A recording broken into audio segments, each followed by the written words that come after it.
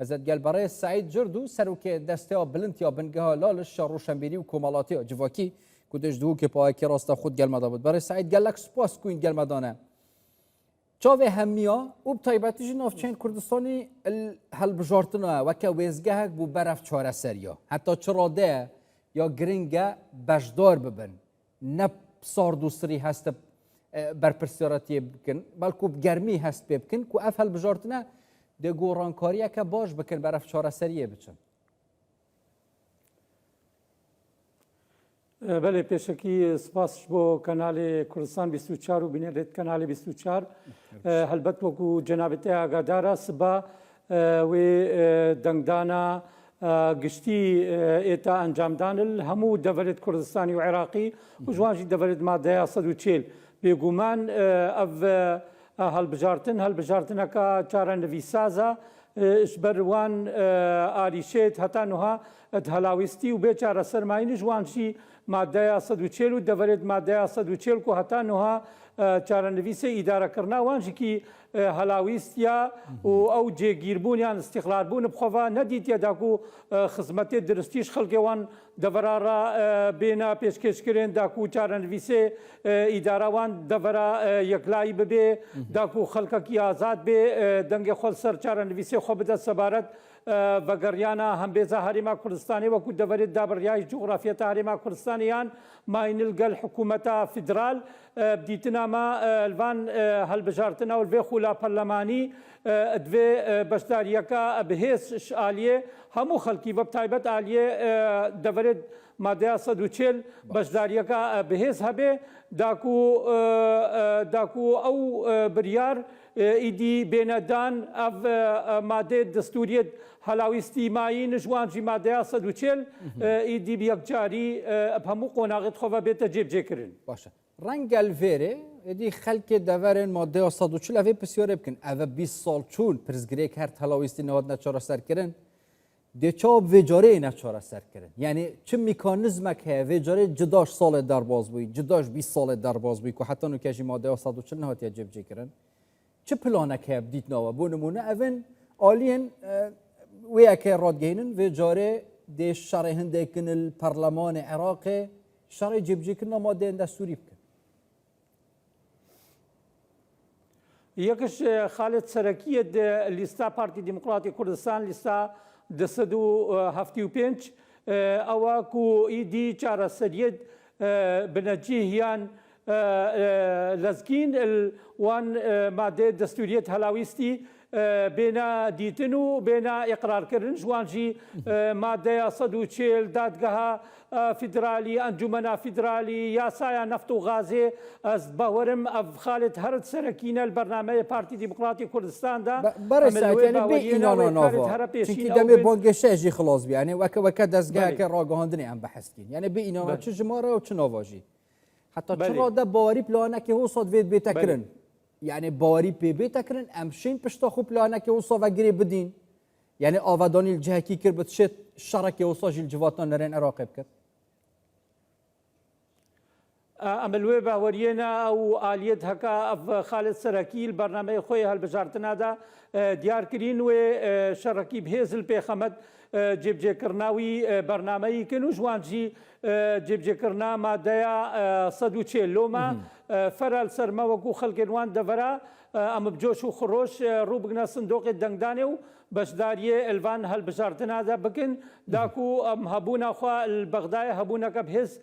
دیار بکن و ام داخواز ایدی امش حکومت فدرال را دیار بکن کو ام خودان مافد رواین و دوی او مافد روایت هکا دستورش مره دست نشان کرین بماده دستوری دی بین جیب جی کرین باشه چند دا گرنگه پیوندیا خلکی یا جواکی بتایبتیش یعنی هینجی مبستا من اواهین سروک دسته بلند یا بنگه ها لالشا روشنبیری و کمالاتینه یعنی هین چاد بینن پیوندیا خلکی جالی جواکی و سیاسی و روشنبیری و گلانه که سیاسی و هردم یا بردام بد نه آلیه که او صابت کو خیانت لیکر بد نه آلیه که او صابت پشتی لی بکن یا بردام بد حتی پشتی هل بجارتنانجی جبوی کبو نمونه اگر اسرای کفتنا کواکی آره کفتنا آسای کرنا روشا شنگالی از بحث بکن جبوی کو اوی جاره گل جب جکرنا ماده 140 بێتە چارەسەرکردن ڕەوشە ئاسایی ڤەگەرتەوە ناوچەوە. هەلبەت ئەو ئالیێ هەردیم تەفاعل بە خەڵکی خۆڕەهەیی خۆشی و نەخۆشیە بە خەڵکی خۆڕا هەردیم پشتەوانێت مافێت ڕەوایەت خەڵکی خۆ بێ پێک هاتێت ئاینی و ئۆلی بێ مرۆڤ لێ باوەریەیە دەما سەرکەوێ و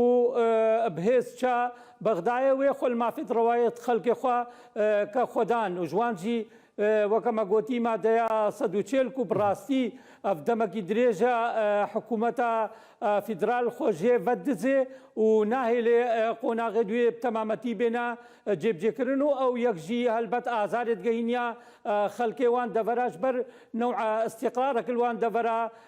نینەش بەر پرۆژێت خزمەت گوزاریت خەڵکێوان دەڤەرای پێتەڤی ناینە جێبجێکرێن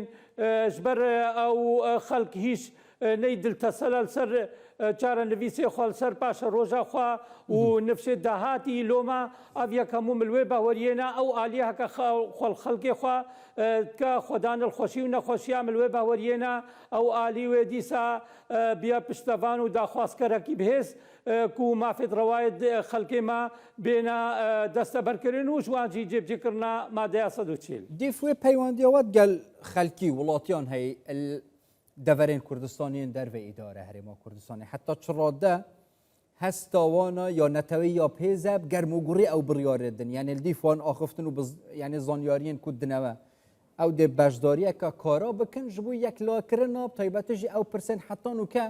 ji aliyê yasayî ve kar pên hatiye kirin li Bexdayê. ئەمە لێ باوەریێنە خەڵکێمە وێ حەماست وێ چە سەر سندۆقی دەنگدانێ وێ دەنگێ خۆدا داکو هەبوونا خۆ دیار بکە داکو هێزە خۆ دیار بکە داکو سنترت بریارێ ڕێ دیار بکە و وەکو خەڵکەکی خۆدان مافێت ڕەوا حەقیوی هەیە ئیدی ئەلژێر قوبا پەرلەمان داخوازە جێبجێکردناوان مادەیە دەستوریەت معەتەل بکە هەتا نهایەت هەلاوێستی ماین النێڤە حکوومەتە فیدرال دە و حکوومەتە هەرێما کوردستانê جوانجی مادەیە 140 لە ملوێ باوەریێنە خەڵکێمە wê bihêz rûka sindokê dengdanê û dema serkeftinê jî wê bihêz daxwazkerê mafê xwê rewa bê û înşaallah ew mafê rewayet heka destûr ji xelkê me re nêv ditewa xwe de nivîsîn ew madde bêne cêbcêkirin û îdî mafê me rewa neyne pêşêlkirin. یا گرنگ هەستکردنە بەرپرسیارەتیە حتا ئەگەر یەک دەنگ ژی بێت ئەو دەنگە زایع نەچێت بەلاش نەچێت بولانێکی کۆب تایبەتیژی بەرێدا یانجی حتا نوکەژی چونکی هەستپێتی دەکردن ڕێکەفتنی ژێربژێر تێنەکردن و دەنگە یعنی بکاندی دێلوانێکی بدە دژاتی هەرێما کوردستانی بکرد هەستکردنە بەرپرسیارەتیە الوان ناوچەیە چاوە بیال دیف یعنی وان ڕۆژێن دەربازبووی و چاودێری کردی و چاوە کار سەر هەندێک کردە خەڵک دەنگ داناخۆ هەستە بەرپرسیارەتیە بکرد نبتنی ایدی کاغذه که ده نیشانه که بر جماره که بکن نه دیتنا ما ویجار خلق بهشیار بون و وقت جنابتا گوتی برپرسیارەتی رودکا صندوق دنگدانه جبر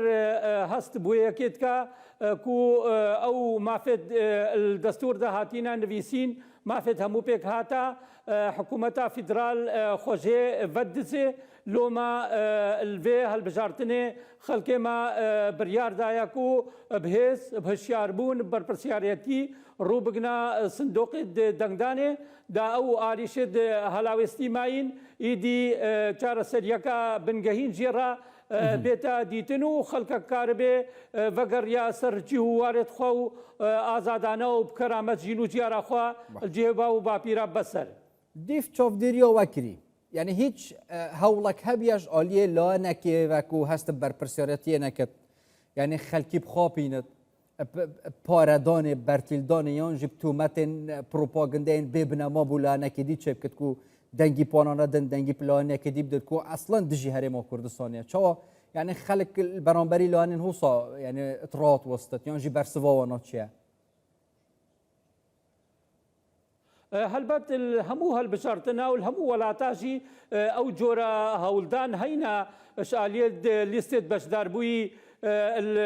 هەڵبژارتنە لێ ئەملوێ باوەریێنە خەڵکێمە خەڵکەکی بەرپرسیارە خەڵکەکی هشیارە خەڵکەکی دووربینە ئەملوێ باوەریێنە زانێ بەرژەمەندیە دوێت بلند الکێ دەرێنە و ئەم باوەرتکن هیچ ئاوایەکی نەیەتە خاپاندن. برای سعید جرد و سەرۆکێ دەستەوە بلند یا بنگای لا لە شێ ڕۆشنبێری و جوواکیش دوو کێندیال مەدەبووین گەلک سپاس بووە.